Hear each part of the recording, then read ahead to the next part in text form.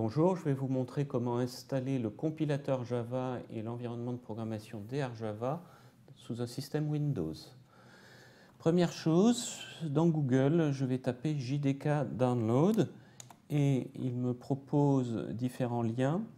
Et au jour où j'enregistre, il faut que je prenne non pas la dernière version de Java qui est la version 9, mais la version 8 ou 7 ou 6, mais bon, pas de raison non plus de retourner sur des vieilles versions.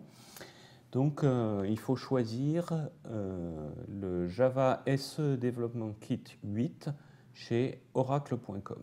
Je clique ici. Je dois accepter la licence ici et choisir la version qui me correspond. Donc je suis dans Windows et je suis sur un ordinateur x64. C'est mon architecture, donc je vais télécharger là un fichier exe correspondant à mon Windows x64. Le téléchargement est parti, il va durer peut-être un certain temps.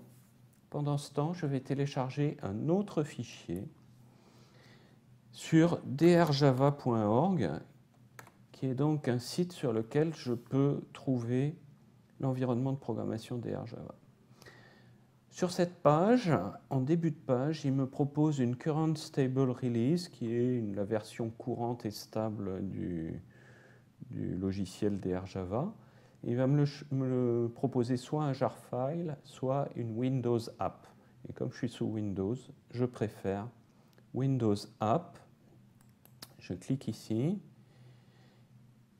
Et le téléchargement va démarrer d'ici quelques secondes. Et il est parti. Le téléchargement de drjava est terminé. Celui du JDK sera terminé dans une dizaine de secondes, donc je vais attendre. Là, l'ordre est important.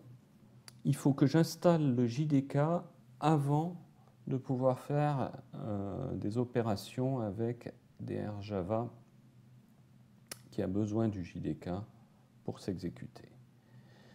Le téléchargement est terminé, mais il y a quelque chose, voilà, ça y est, le téléchargement est vraiment terminé. Je peux exécuter ce JDK quelque chose.exe. Je clique dessus et ça va lancer la procédure d'installation qui est une procédure en 2 temps. Là, j'ai mon antivirus qui me demande est-ce que vous voulez vraiment que ce logiciel installe quelque chose? Ben oui. C'est un logiciel que je connais, dans lequel j'ai confiance. Une fenêtre va bientôt apparaître. C'est un petit peu lent, mais la procédure d'installation est partie. A priori, j'ai plus besoin du navigateur. Je vais le supprimer.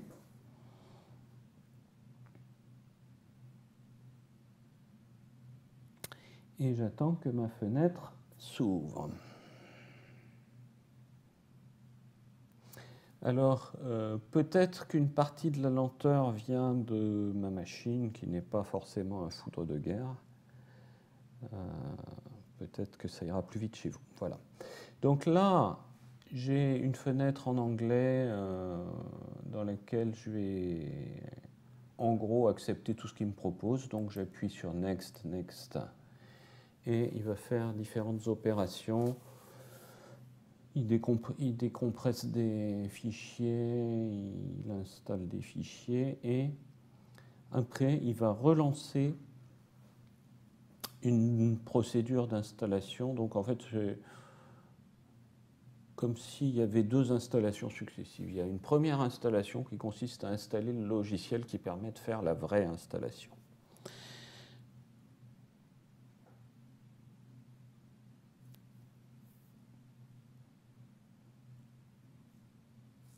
Voilà, là on arrive sur la deuxième phase de l'installation et là je suis passé en français, j'appuie sur suivant et il me dit que 3 milliards, 3 billions, ça veut dire 3 milliards de dispositifs permettent d'exécuter du Java.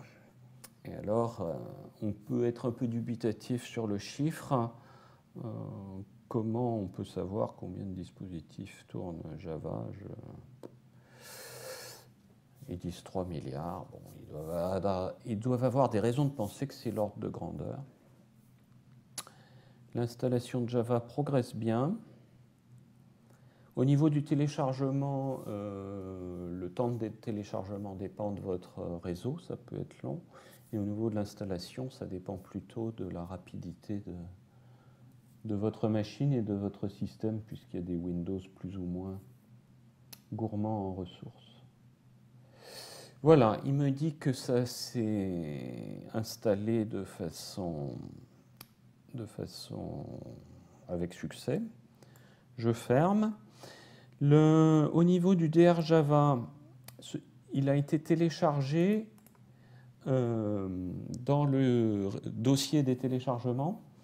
Et ce que j'ai fait, c'est que je l'ai transféré, là, mon fichier drjava.exe. Vous voyez, j'en ai plusieurs exemplaires. Je l'ai copié sur le bureau. Et c'est pour cette raison qu'il apparaît ici sur mon bureau. C'est plus pratique pour moi, pour l'exécuter, que ce fichier soit là. Ça me permet de cliquer dessus. Je peux cliquer dessus comme ça et drjava va s'ouvrir. C'est un petit peu long, c'est un peu le défaut de certaines applications Java ou des applications Java en général, c'est que le démarrage est un peu lent. Mais là, vous voyez, mon drjava est prêt à être utilisé et on voit ici qu'il utilise bien le compilateur JDK8, donc celui que je viens d'installer. Voilà qui conclut cette partie installation de logiciel. Après, pour l'utilisation du logiciel, je vous invite à suivre la vidéo qui est consacrée à ce sujet.